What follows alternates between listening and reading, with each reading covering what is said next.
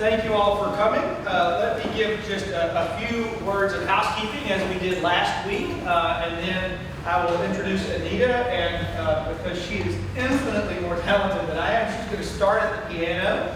I don't see many faces that I saw at noon, so you're going to get to hear some of what Anita shared with us at noon today, as well as some more. First, know that next week Marcus Ward will be our guest. He will be here at noon in the cathedral. Our evening session next week will also be in the cathedral, so join us there at noon and at 6:30. Again at noon, Marcus Ward will speak for 25 minutes on grace and forgiveness, and will answer our questions in the evening. So I hope that you'll come back for that, bring your friends, and spend some time with us then. You are invited to take a note card and write down any question that you might have. Flo Ray is our runner today, and she is there ready to take your questions. If you come up with questions in the midst of our conversation, feel equally free to grab another note card and hand it to that to Flo, and I will intersperse your questions with my own as we continue our conversation this evening. But first, let's begin with prayer. The Lord be with you. And also with you. Let us pray. Gracious God, you have seen us in safety through this day. Now preserve us with your mighty power, that we would not fall into sin, nor be overcome by adversity. And in all that we do, direct us to the fulfillment of your purpose, through Jesus Christ our Lord. Amen. Amen. Okay, this evening we have with us pianist and composer Anita Kruse. She wowed us today at noon. She has been described as, quote, a rare blend of visionary artist and powerfully inspired performer, close quote. A classically trained pianist, Anita began writing her own music while completing a master's degree in piano performance at the University of Michigan. Go Wolverines. Anita has worked as a soloist and an accompanist, performing in both popular and classical venues throughout the United States and internationally. In 2006, Anita founded Purple Songs Can Fly, a nonprofit organization dedicated to providing a creative musical outlet for children at Texas Children's Cancer Center. From an in-house recording studio designed by Anita herself, she continues to work with children to write and record their own songs. To date, and I'm going to get this correct tonight, to date over 600 such songs have been written, recorded, and enjoyed around the globe. As the first recording studio ever created on a pediatric cancer floor, Purple Songs Can Fly has been featured in numerous publications and broadcasts, including the New York Times, Reader's Digest, and the NBC Nightly News with Brian Goody. And so, without further ado, Anita Kruse.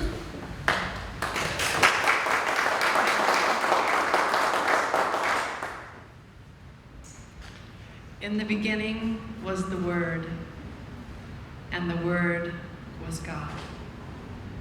Word, Logos, light of the world, creative force, living presence, ordering principle, underlying harmonic pattern of creation, universal vibration, sound. So when I was a little girl, my mother would always say that God was love. And I can remember her saying the words, the peace that passes all understanding. So this is a song that I wrote with my friend Sandy Stewart, originally for a Mary Magdalene service for Betty Adam. And it was inspired by my mother's words. There's a piece.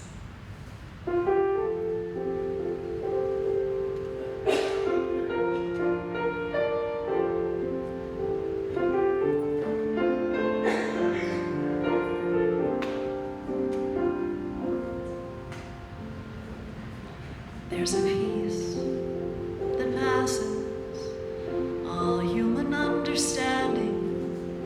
There's a hope that offers a hand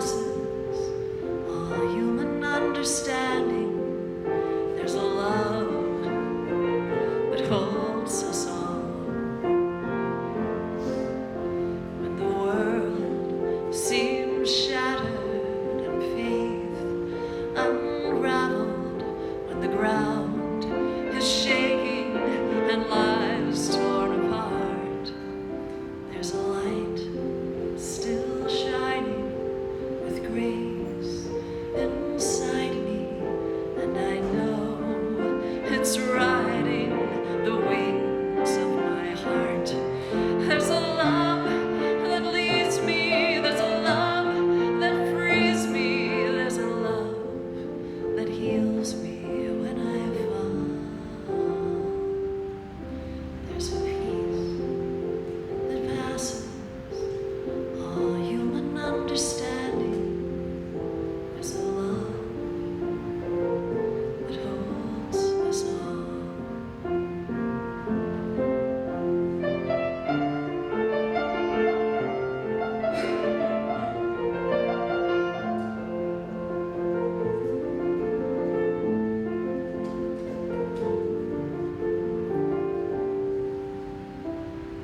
There's a peace that passes all human understanding.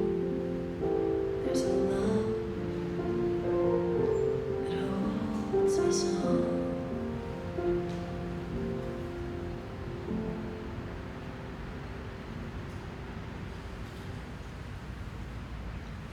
So I was thinking about the topic, grace and forgiveness.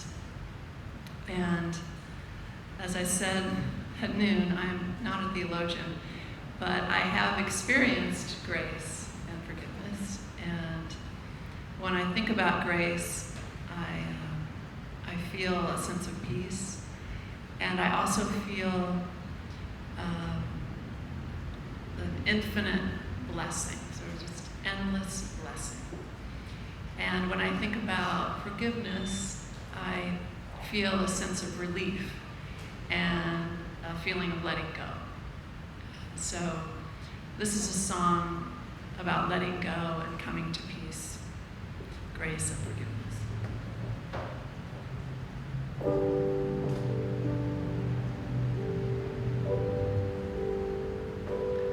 I've let you go. I let my dream time work it out. Your face and flow so far away.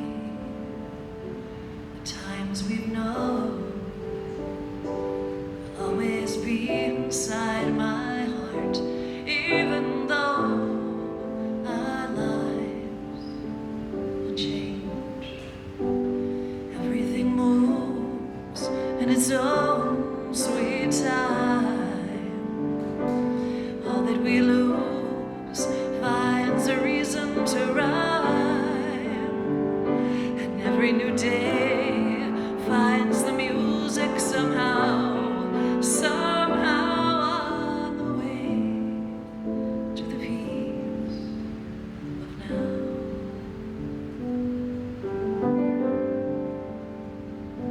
The scattered thoughts, the cloudy pages of my mind are clearing up with each new breath. The ways I've been that made it difficult to fly are healing up so I can breathe again. Everything moves in its own sweet time. All that we lose finds a reason to rhyme, and every new day finds the music somehow, somehow on the way to the peace of now. The peace of now. The peace of now. The peace of now. The peace of now. Everything moves in its own sweet time. All that we lose finds a reason to rhyme, and every new day finds the music somehow, somehow on the way to the peace of now.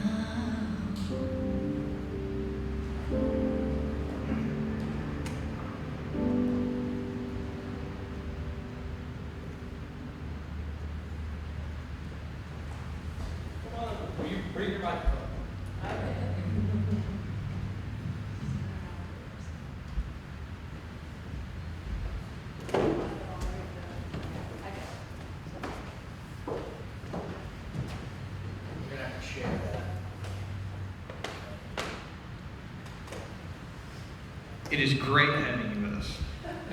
Why don't we start off our conversation by you telling us a little bit about your life journey? Where were you raised? What instilled your love of music? And I'm interested to know, did music lead you to God, or did God lead you to music? Okay, so my father was a pilot in the Air Force, and I was born in Riverside, California, and my mother was from Kerrville, Texas, and she was a pianist, and there was always music in my house. We lived many places, traveled and lived outside the country. My father was a bomber pilot in Vietnam, and so we lived in the Philippines during that time, and I lived in Japan when I was 11, and I think that I lived so many places and saw so many ways of life and different kinds of people, and just had so many experiences that were so different through my growing up that I think I saw the world very young. As a young child, I saw the world as so diverse. And I think it definitely influenced how I became an artist. I think my biggest influence in terms of a place that I lived was Japan, and I think the people were so kind and gentle. That was my experience of them, and also very refined in the way that they created their environments. And I think as a child, I was really looking to see how people did things, how people used their hands, and how people touched things and took care of their surroundings and how they treated each other. And I think that that was very influential, to be in Japan and be in a culture that was so I would say artistically refined.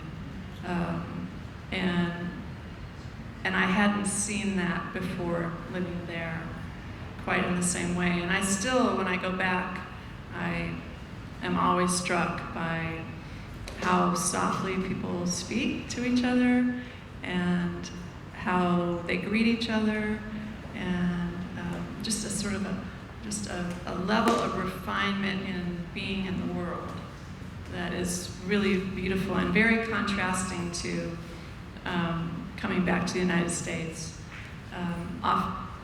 I am going to answer your question about coming to God, but I'm going to talk about this for a second.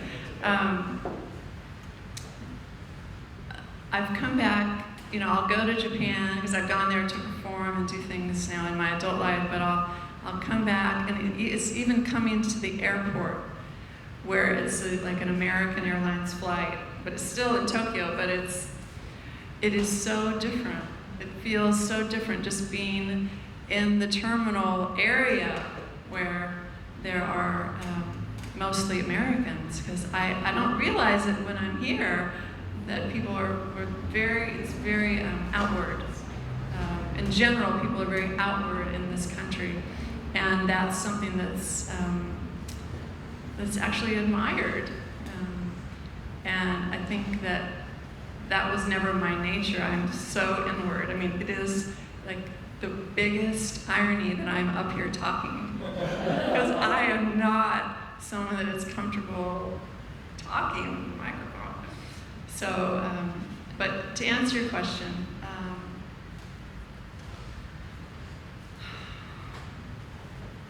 it's hard for me to separate them, because I think music was so much a part of my growing up and my experience of life, and my experience of spirituality. I think that my earliest memories of feeling connected or connected to myself, I guess, were when I played the piano. So I think they're somehow all connected. And I would say that as I got older and I realized that that music was like coming through me, I didn't start composing until I was in college. So the experience of writing music and having that feeling of it coming kind of through me was a very spiritual experience. So somehow they're interwoven. I don't know if I even was coherent in my answer, but somehow they're interwoven. You talked both at noon and this evening as you began, you talked about the Word, the Logos, the Christ, as the underlying harmonic pattern of creation. Can you say more about what that means for you?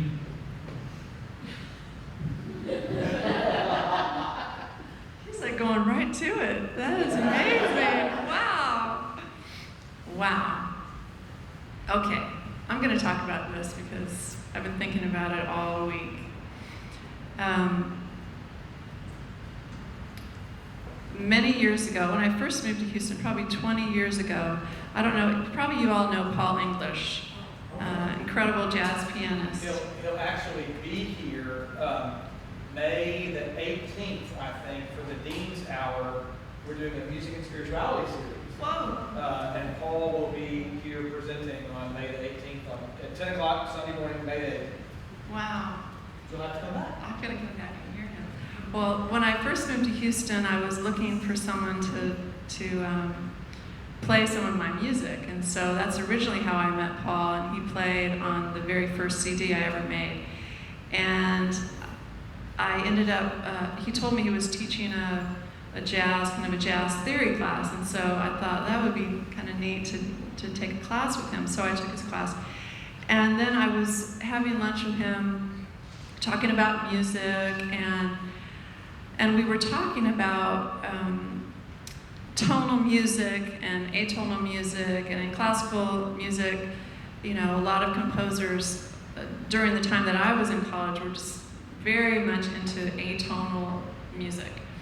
And I was always curious about atonal music. I mean, I understood sort of the ideas. It was very thought-oriented, but it never felt connected to my heart. And so I was having a conversation with Paul about this, and he said, "Well, Anita, you know, unless the music is sort of in alignment with the harmonic series, which is what happens in nature, when it gets distorted and it gets, you know, people do all kinds of manipulating of sound, you know, it doesn't connect to human beings. It doesn't resonate with them. You know, harmonic music and music that's written based on the harmonic series that happens in nature, you know, resonates with people. They feel it, and he said atonal music will never be music for the masses." And I just really enjoyed this conversation with him, and because he was saying things that I felt, but I hadn't really been articulated that way.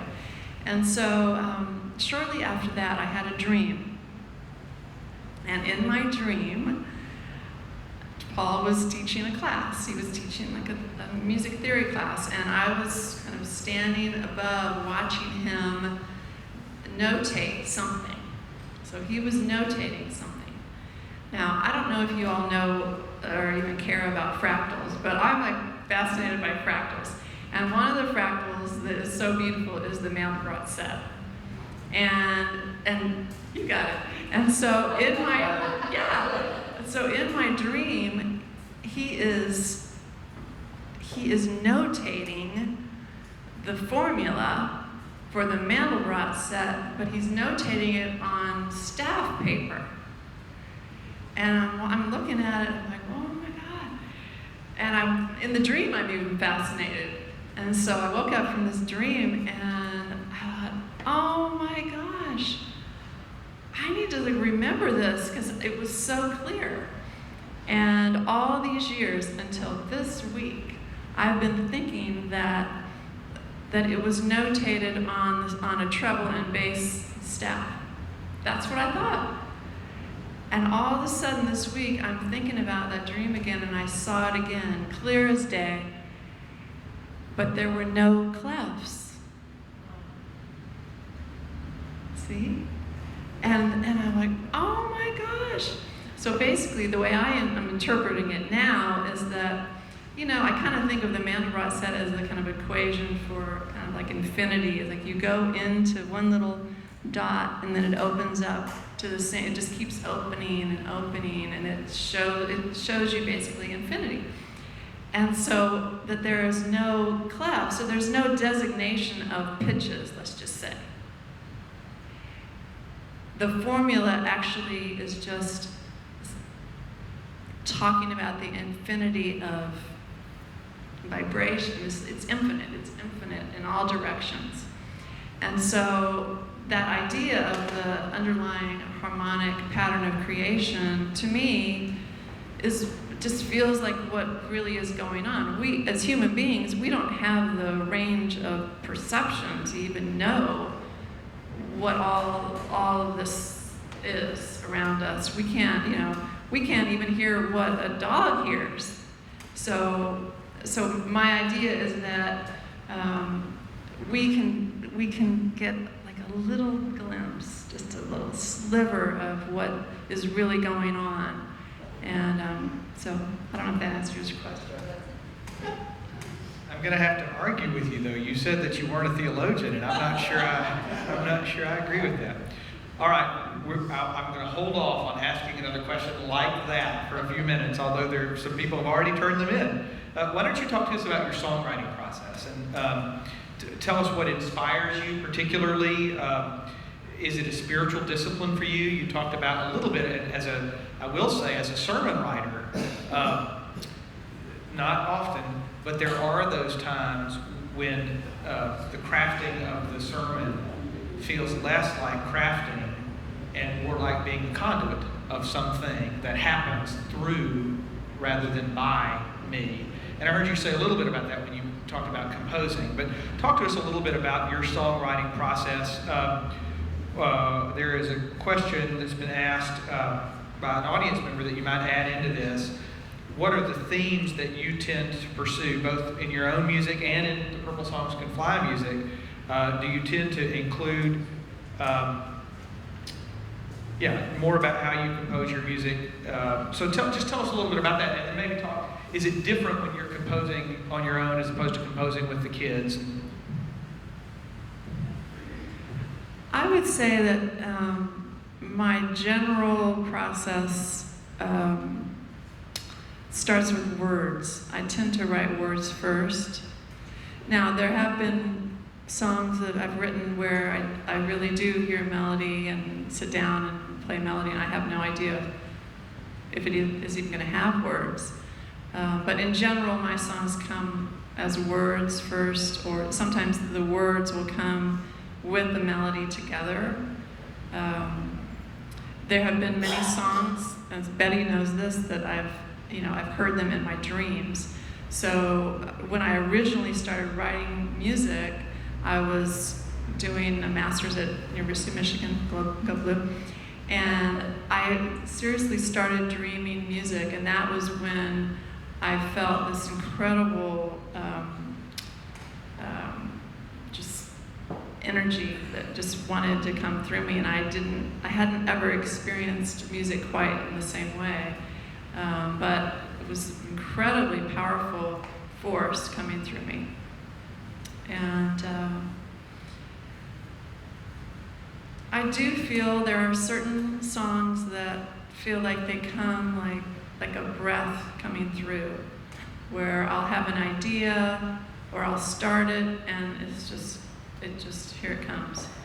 I was just telling today, when I first met Betty, I met with her and she asked me if I would write music for the Bridget's Feast Day.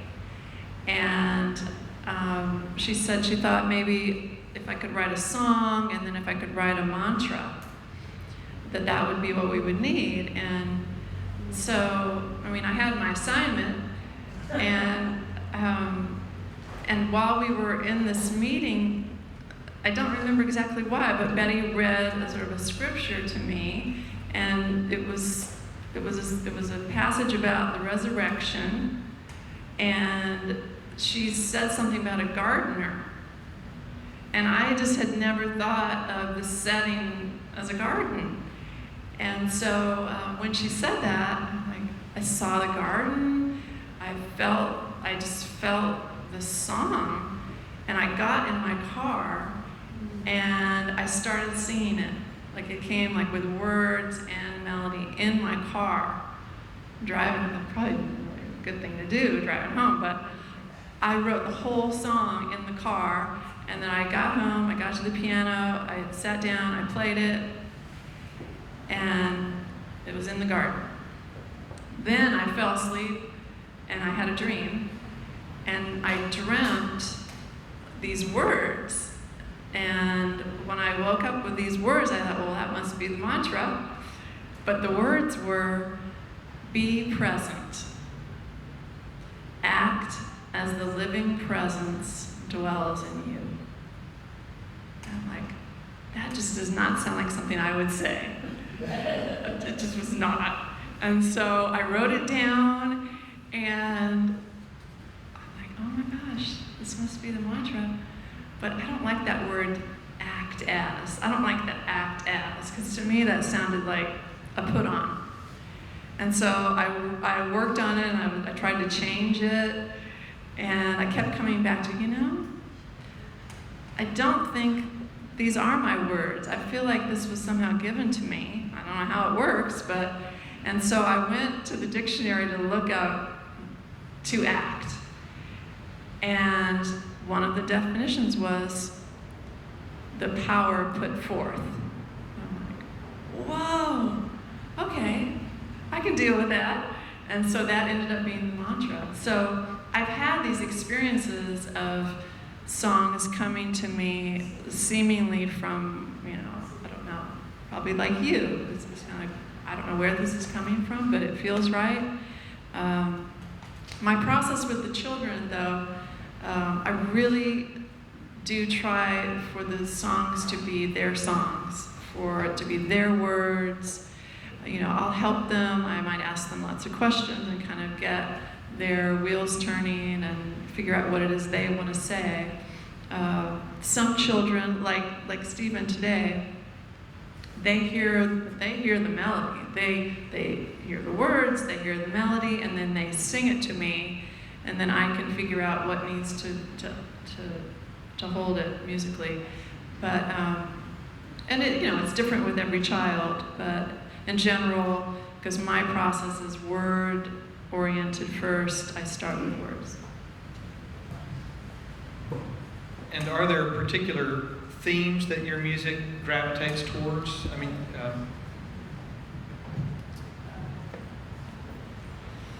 I think early on when I first started writing, my songs were,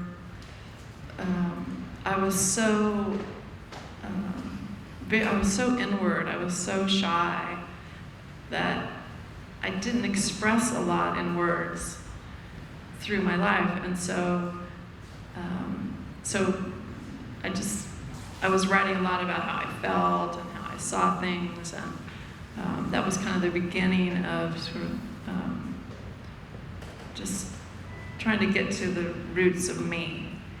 And so they were very personal, but I would say just in general, they did always have a spiritual leaning. It wasn't like I was trying to write songs like that. It just seemed like that's what came out of me. Through the years, I've gravitated to write music for Betty and different situations that seem to have a spiritual leaning. And I still do. It seems like that's where I just naturally go. I've written songs for people that ask me to write a song about a particular theme, or they need a song for this or that, and I'm really good with assignments. I like assignments. I've also, through the years, written many, many lullabies. So I started to have an experience walking into the room of a newborn. I would hear a melody, and I wouldn't know why.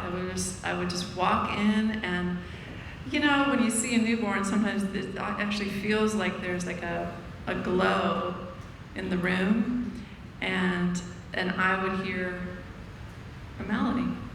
And so many, many lullabies that I've written.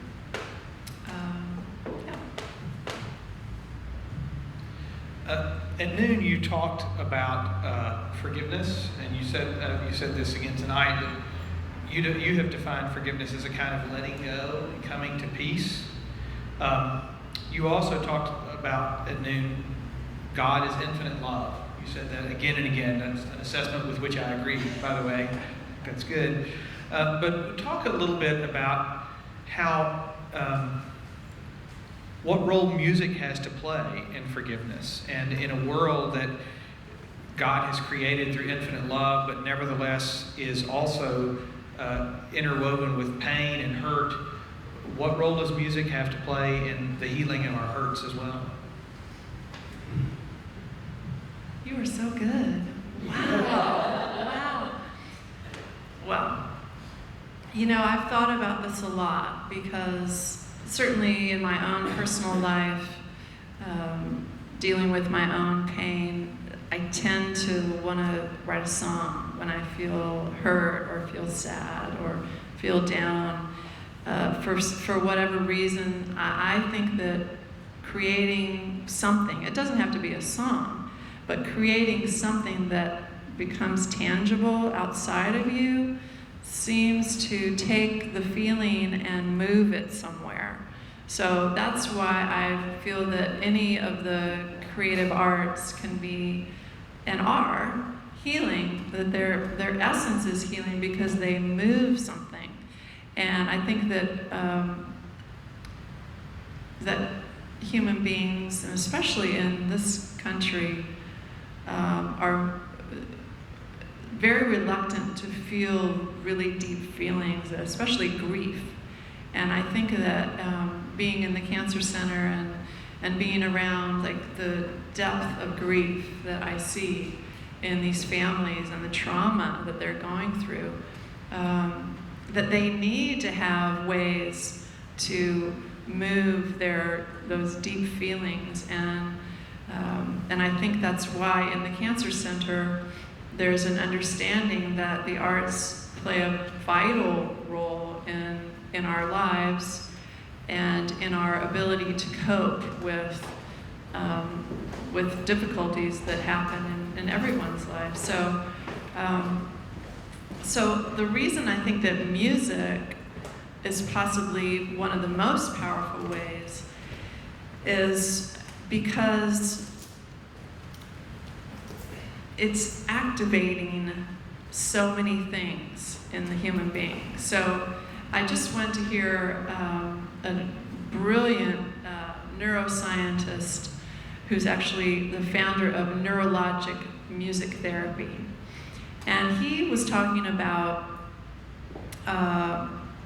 what he's been studying all these years is he was a violinist growing up, and he was really fascinated by the brains of musicians, and he would call them high-functioning brains. And they're able now to look at the brains of musicians and see what's going on. And it seems that what he's understanding is that music is activating every single part. Like there's some element of music that connects to every other part of it's like it activates the whole brain. And so they're using these therapies that he's created in understanding the high-functioning brain to look at low-functioning brains that are damaged from trauma, from injury, from certain diseases, and use these principles in music like rhythm and relationships and patterns, but they're using music to activate these low-functioning brains and sort of get the brain back into a normal functioning state. And it's so fascinating. And he talks about the science of music. So, you know, music therapy as a field, I'm not a music therapist, but music therapy as a field has more to do with activating the feeling functions and you know, how you feel when you hear things. But what he's doing is looking at the science in music, which is patterns and all the math and all, you know, and rhythm and how it relates to how we move our bodies and how everything is connected. So I feel like we're right now at a kind of at a incredible moment in history where we're learning more and more scientifically about things that I think musicians and artists they've intuitively felt, but there hasn't been a way to look at it or really understand it. And now there are ways to see in, or like seeing into the human brain and understanding more about what goes on. So it's not just that a song feels a certain way. There are more elements at work that activate us. And I've just been really fascinated by all that we're learning, and it's beautiful to see. I mean, I'm so excited to see more, just a deeper understanding, not just about music, but about the arts in general, and that that everyone has the capacity to tap into their own creativity. I mean, it's not about being a professional artist or anything like that. It's about our innate creativity as human beings, and that we all have access to that, kind of like we all have access to a relationship with God, or however you want to think about God. Well, and I might suggest they're one and the same. You talked about this morning or at noon, you talked about grace as that tapping into that endless source of creativity. This is one of those many ways in which science is now catching up to spirituality as opposed to the other way around. We have a book group here at the cathedral, and this last month we were talking about alternatives to the idea of God creating ex nihilo, or from nothing. Other thoroughly orthodox way of understanding the way God creates is that the creation emanates from God. That's not pantheism, but rather that creation is the extension of God's sort of superabundance. And if we think about what we're doing when we make music, if the image of God in us is partially to be co-creators, to be creators analogous to the way that God creates, then tapping into that creativity is, in fact, tapping into the God in us. It's allowing to emanate from us that product of creativity in the way that the very creation emanates from God. Yes. It's good that scientists are finally figuring all of that out. Will you tell the story? You told it at noon, but we have a number of people here who are not here at noon. Will you tell the story again and tell us a little bit about Purple Songs Can Fly and how you came about creating that organization? So I was a visiting artist in the Cancer Center with my friend Jennifer Keeney, who's a beautiful flutist, and we would play in the infusion area, and we played kind of classical flute and piano, and I would do some of my songs and things that I'd written for Jenny, and it just seemed like the environment and the staff even really liked our music was kind of mellow, and so they liked that feeling in the space, and you could hear it throughout the Cancer Center. And so we did concerts every month, 6 weeks, for a couple years, and during that time I was teaching piano and had students that would write songs, and And truthfully, I had a sort of a home studio, and I started taking my students back to record their own songs in my studio. And one day I was sitting at the computer, the keyboard, and this image came. It was just like a picture of me, what I was looking at my studio, but it was in the cancer center.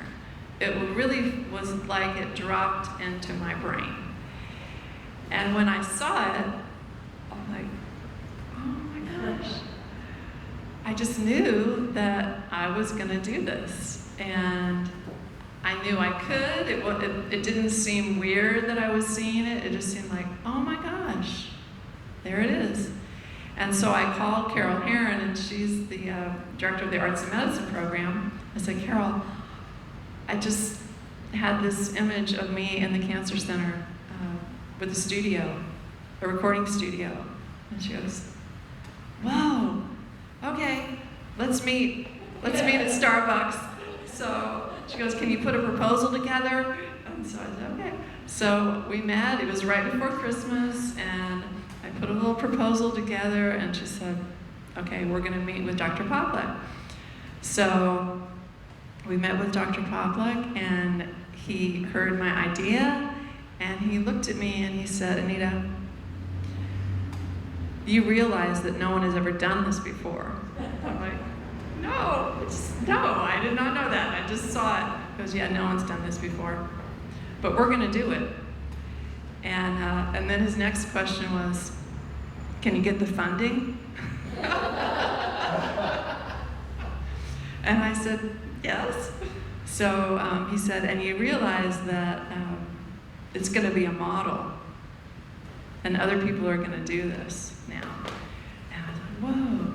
So Dr. Poplack, if any of you know him, he's a complete visionary, and he really is the one that has always seen the importance of the arts in our lives and in children's lives, and it's important in our development. So I feel like not only was this given to me, but I was already there. They already knew me, and the leader had such a vision that he could see it, and so many things came together to make it happen. And so I did not have they didn't have a space yet, but we planned it. It took about a year to actually work with the first child, and I still didn't have a space, so I made a little portable studio. And you said that, for someone who doesn't understand that, what is that? Okay. I have this image of you with a bass drum and a keyboard and a harmonica. What was your portable studio? Okay, the portable studio at that time was, I got like a computer desk. So it was a little computer desk, because all I needed was a computer, because everything was on the computer now. It was like the technology, truthfully, had just happened. You could just, at that time, burn a CD and hand it to a child. And that was like new technology. So computer, 2 monitors so I could hear the music. I had a chair, and I had a mic stand and a mic, and then I had a little MIDI keyboard, because I play everything on a keyboard. So all the instruments are in this MIDI. So yeah, I look like Beverly Hillbillies on my car. And so, as I was saying today, I walked into the first child's room, and this was inpatient. So we wheeled it into the inpatient floor, and I was really nervous. I mean, I've been thinking about this for, it'd been a year I've been planning this, and then here comes the day, and I'm thinking, oh my gosh, something's gonna go wrong, something's not gonna work. And I walk in, I open the door, and the mother looks at me, and she looked me right in the eye, and she said, "You have been sent by God." And when she said it just, all of my apprehension and nervousness, it just like melted away. And I looked at her daughter, and she was very, very ill. And her name was Simran, Simran. She was 8 years old, and I had a feeling that I needed to work quickly because, like, I could tell she just really did not feel well.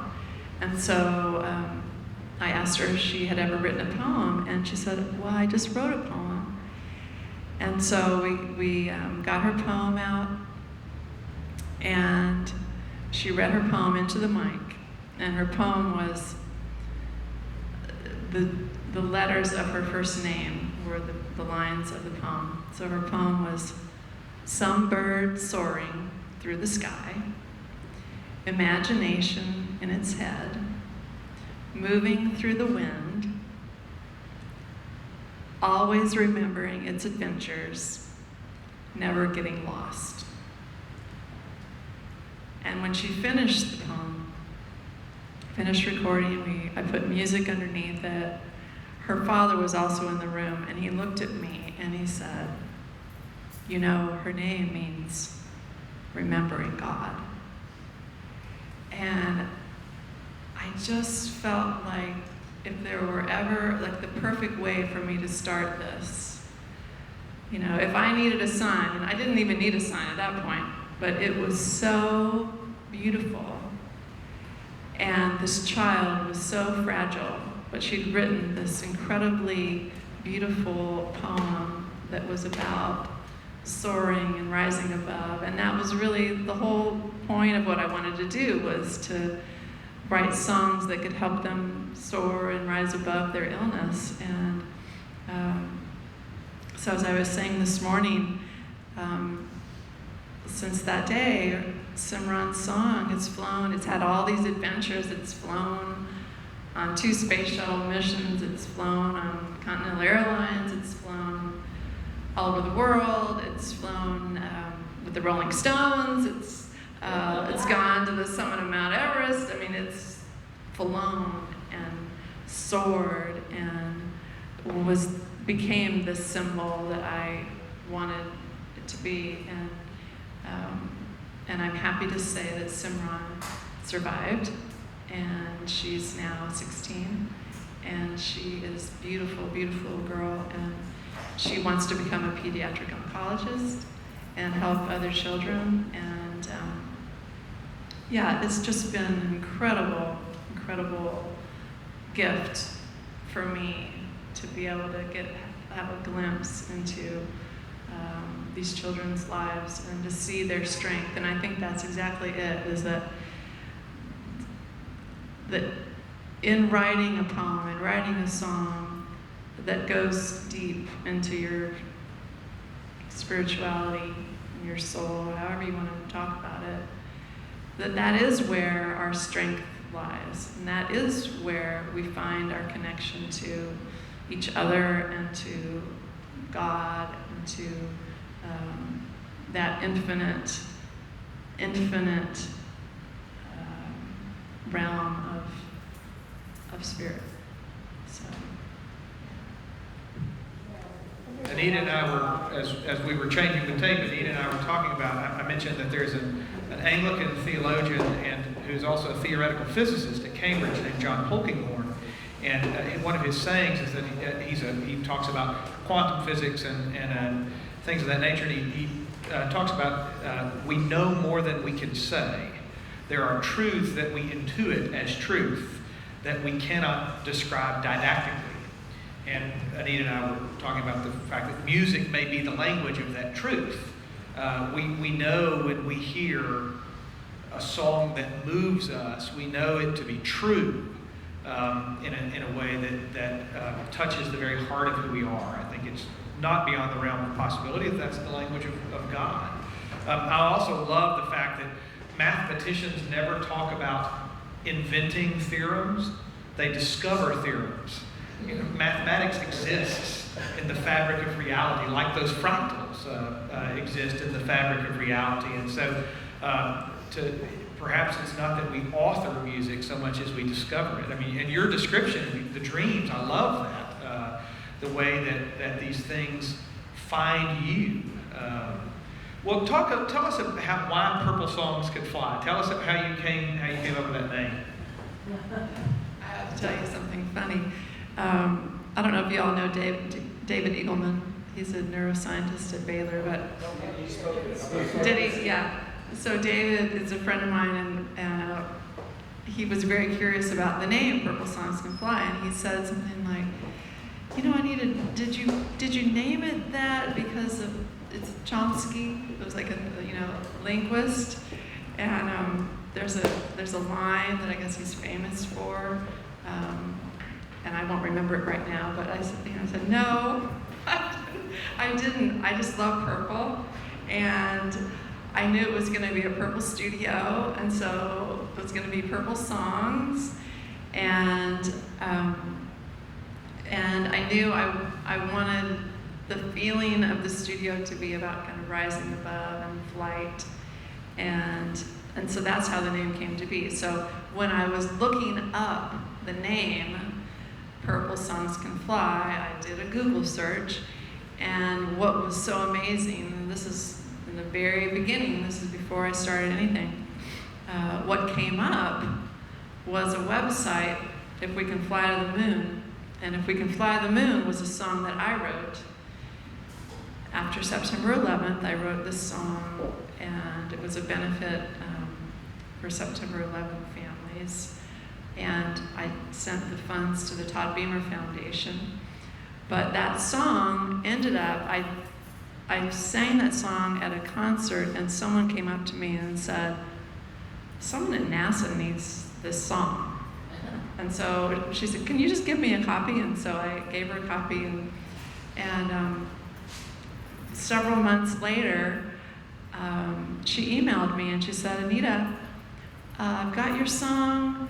It's gonna go on the shuttle." I'm like, whoa. So it turns out that my song, my purple song, flew on the space shuttle. So when I saw that name, it was a website that someone had made for that song, I thought, whoa. Because I wasn't thinking of these songs as literally flying. I was thinking rising above, just a symbol. And so when I saw that, I'm like, oh my God, these are gonna fly. And so that's how it happened. And so I immediately wrote to the astronaut that took my song. I said, "I'm starting a project, and would you take the songs on the shuttle or help me get them on a shuttle?" And he said he would. And then he retired. So I thought, I need to find another astronaut. So as things would happen, Scott Parazinski ended up taking them on a shuttle, on the first shuttle. And it turned out that his wife worked at Texas Children's, and he was already going to take something. And so I requested that he add just a small little thing, and he did. So. This is not something we cleared in advance, but is that a song you'd sing for us? Whoa. No, it's been too long. Has it? Okay. Well, in that case, okay, that's great. Why don't you do that now? Okay. Here you go.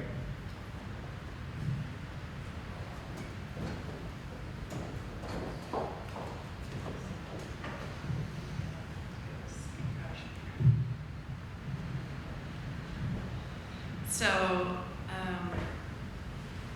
this song is a song that you'll all know.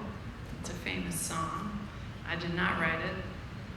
It was written by Amanda McBroom, and it's one of my favorite songs ever. And I was practicing the first two songs, and then I sang the Rose after I sang the first two songs.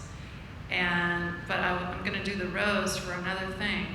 But when I sang it after the first two songs, I heard it differently. I heard it like I'd never heard it before. And I've always thought of this song as the love of romantic love. And this time I heard it as that infinite love. And I heard the idea of the seed as the sort of the beginning of all creation. And then I heard the last line, just remember in the winter, far beneath the bitter snow, lies the seed that with the sun's love in the spring becomes the rose. I actually heard the word sun, S-U-N, as sun, S-O-N, and it felt totally different. So I'm going to sing the rose for you, and hopefully you'll hear it with a different twist.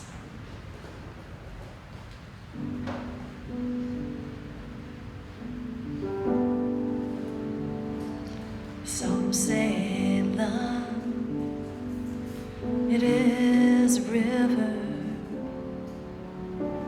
that drowns the tender reed. Some say love, it is a razor that leaves your soul to bleed. Some say love, it is a hunger, an endless aching need. I say love, it is a flower, and you, it's only seed.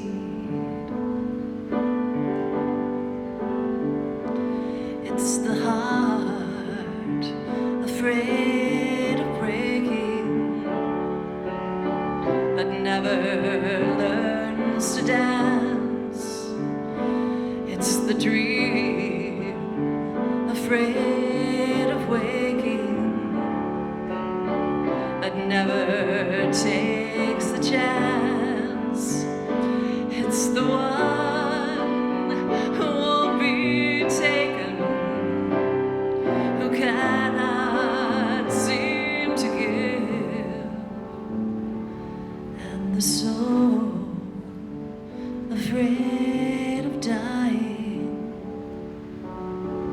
that never learns to live.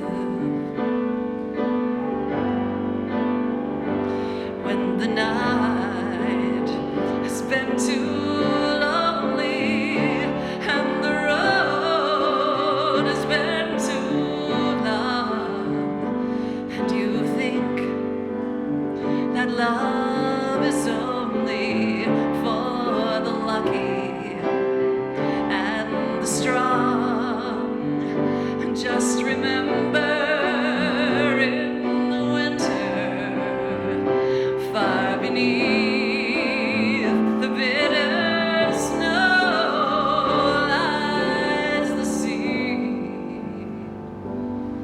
that with the sun's love in the spring become the rose.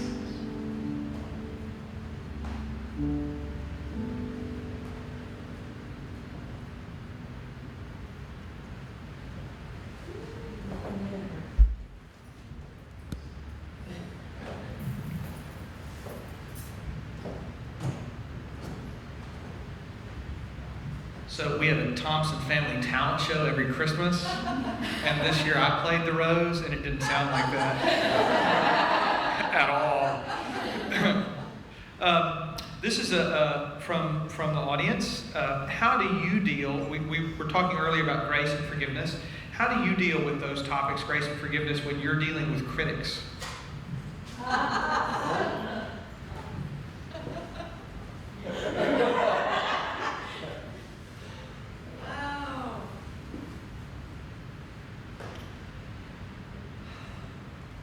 have to say that as I've gotten older, I am much more able to hear criticism more gracefully than I did when I was younger. I actually think that that maybe we don't really learn how to give criticism that can be heard. And I think that maybe is, maybe that's something that I want to be better at, because I tend to not want to say what I maybe would be really helpful to say, or maybe it would be a good thing for a friend to say, but I don't know exactly how to say it in a way that would be helpful. But I think that part of learning about grace is learning how to listen. But sometimes it's really hard to listen when what's being said isn't given with love. You know? So I think we all want to do better at whatever we're doing. We all want to improve. We all want to, as Brene Brown would say, strive, have healthy striving. We don't have that critical voice constantly at us. But as an artist, I think that, and I'm going to tell a story because I think this is maybe part of what you're getting at, is that we are endlessly creative, that our creativity is infinite.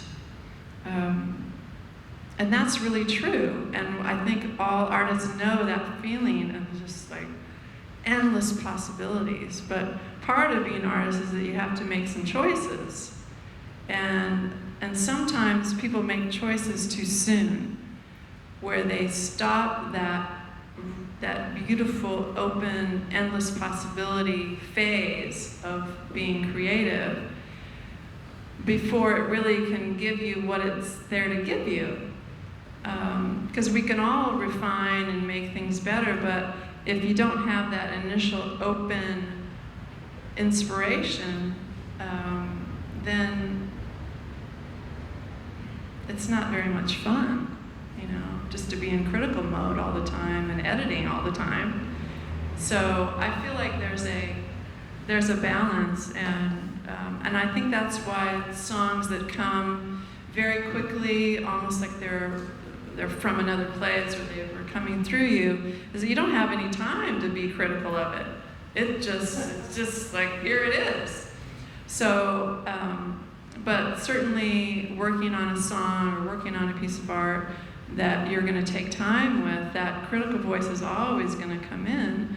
But it's not really, doesn't have to be a critical voice that makes you wrong about everything. I mean, I think the critical voice is about making things better and refining them, and that's valuable. So I guess to answer your question, there's so many levels to that question. But, you know, as a friend, in a relationship, I think it's one of the hardest things to be able to say what you need to say and have it be heard and have it be loving. And so I think we all want to be able to say those things so that we can be connected. You know, it's those things that you don't say, that when you don't say them, then there's something in the way. So if we could learn to say them more gracefully and with more love, I think that's my goal. That's my goal in my relationships. That's my hope for the church. You know, if the church is worthwhile as an institution, it's only worthwhile as that community in which in which it's safe to be vulnerable in that way, in which we model speaking the truth in love, always the truth, but always in love. And I hope against hope that the church can be that place. In your experience, this is another question from the audience. In your experience, is music a genetic trait, or is it learned? And if both, then in what ratio? And I guess another way to ask that would be whether you're working with children or with adults. Can people learn to write songs? I definitely feel that musicality is a part of being human.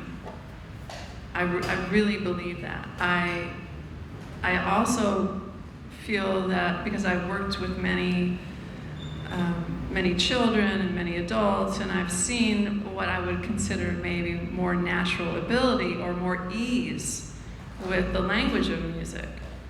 But there are all kinds of reasons why, you know.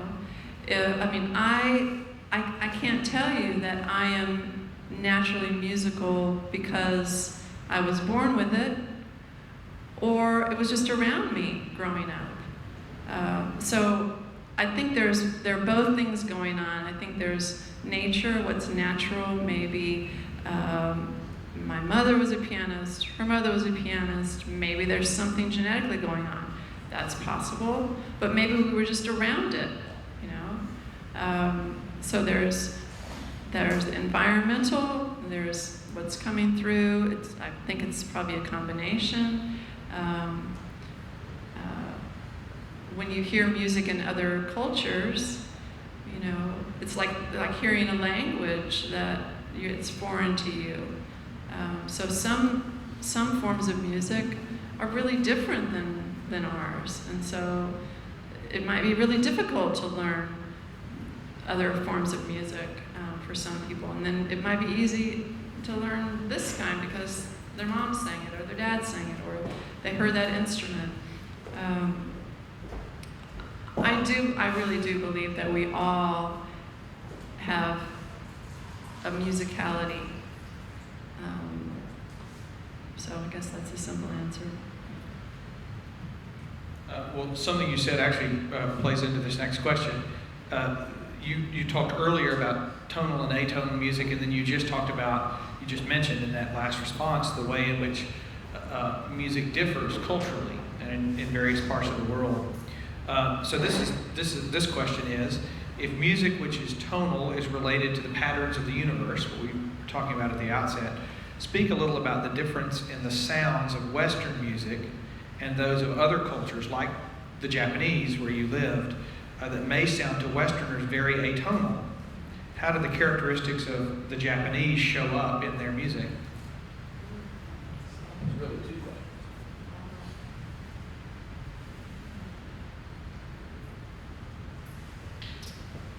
Wow. That answered it. It's a great question. Who asked that question? Francis, You take know you the up. answer. No, I'm a little bit of a musician, but I want to hear what.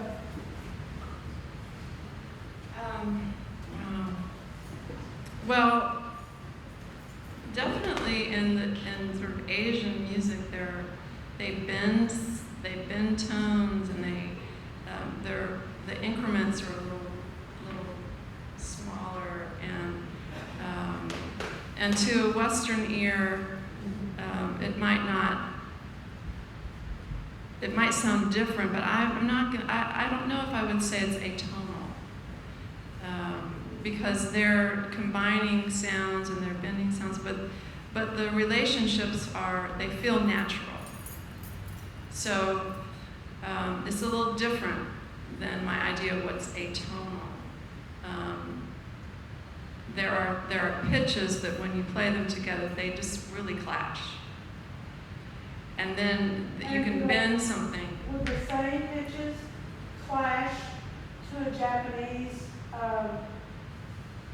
composer or to a Japanese performer? I would think so. Okay. I would think so. Yeah. And yeah, I would definitely think so.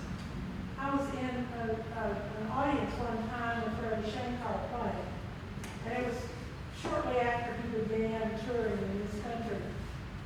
And it was a very unsophisticated college audience.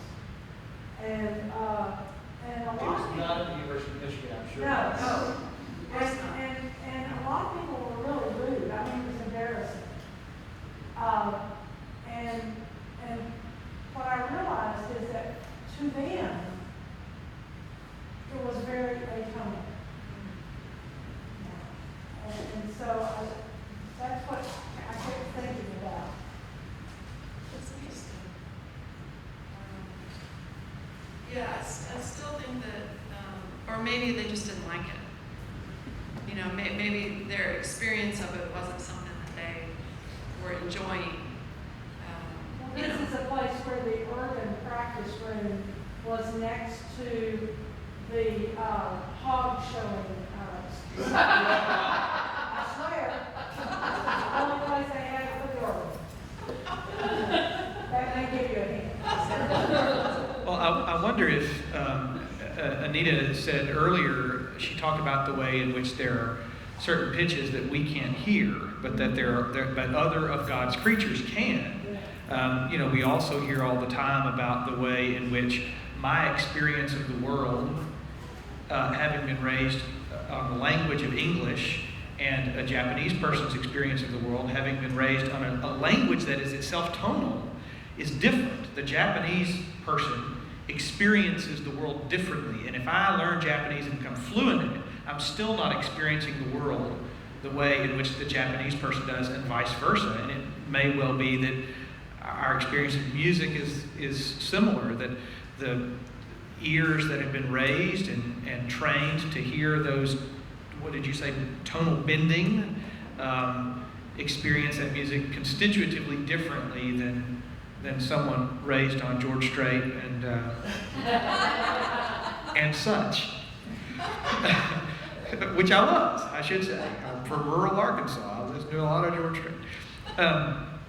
Will you talk, we're almost out of time, but will you talk a little bit, I'm interested to know a little bit more about what the children's motivation is.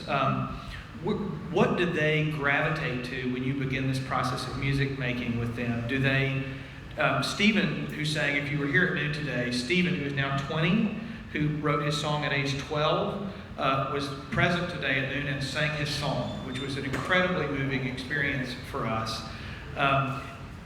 Stephen, clearly, he was talking to God. His song was a conversation with his maker.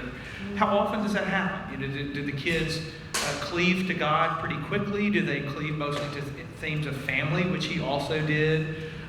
Where do they find their place in the making of their own music? I would say one of the most beautiful things that I've experienced is how many children want to write a song for someone. So, and oftentimes a song of thanks. There's gratitude. So there have been many children who've written songs to give to their mother, songs for best friends, songs definitely for their family. One little girl wanted to write a song for her karate teacher because her karate teacher had taught her about strength. And her song was called Strong Heart, Strong Mind. And I think that's been so beautiful. There has not been one song that was about feeling bad for themselves. Not one. I would say the majority of the songs have been positive about things that make them happy, songs about love, songs about thanks, fun things. One child wrote a song about riding Harley Davidson. I would say, yeah, just seeing the gratitude. And it's often times when they're feeling really, really poorly that they want to write a song to thank someone. There have been several songs that were spiritual in nature. There have been, as you can imagine, there have been children who have passed, who have written songs. And those songs, I feel, I don't know all the children who have passed, or I don't know that they have passed unless someone tells me or unless a parent lets me know.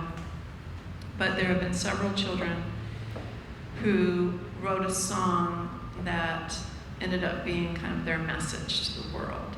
And at the time, I don't know if I knew it, but I see all of those songs as their message, and I feel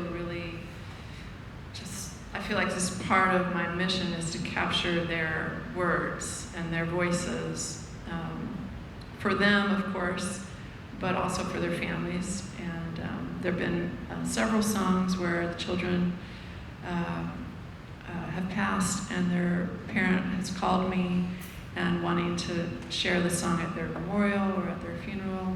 They've made CDs for everyone there. They played it as people are leaving. I mean, it's been incredible. But I feel like part of my mission is to capture this wisdom. I mean, there's incredible wisdom in these children. It's like they're so young, but they're living on like the precipice of life and death. So they have a little window, I think. And some of them have written songs after they've had a dream. So there are children who have dreams of seeing God or hearing God, or they don't really know exactly how to express it, but they have experienced something and they want to share it with their family. One little girl, this was just recently, she had written a song with me, and then she wrote a song, Impatient, with another songwriter who works for Purple Songs, and then she she went home, and she was considered end of life,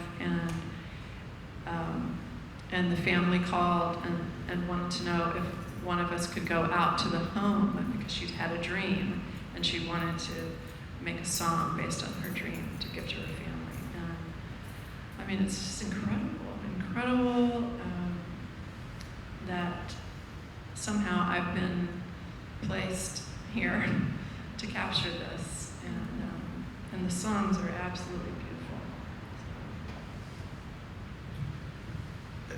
What you say confirms one of the early surprising lessons I learned in my ordained life during a summer of hospital chaplaincy. I started paying attention, I started noting, and then I started researching and writing down statistically. No one who was near end of life, these were adults, no one who was near end of life who asked for the chaplain. No one asked for the chaplain because of a fear of death. The conversations were never about what's going to happen to me when I die, or I am afraid of dying. The questions were always about wanting the assurance that the life the person had lived was enduringly valuable. And that's what you're preserving. You're ensuring, of course the lives lived are enduringly valuable in the heart of God, always. But what you're doing is ensuring that those same lives are enduringly valuable for those of us who are still here. You're capturing that wisdom and you're sharing it so that that glimpse that they have of the divine and of what that endless creativity is and what that infinite love is. You've used a handful of great phrases that these people can expect to hear in my sermons upcoming. You're assuring that that is enduringly valuable for the rest of us. So thank you. Thank you for being here. Could we please give Anita a big hand?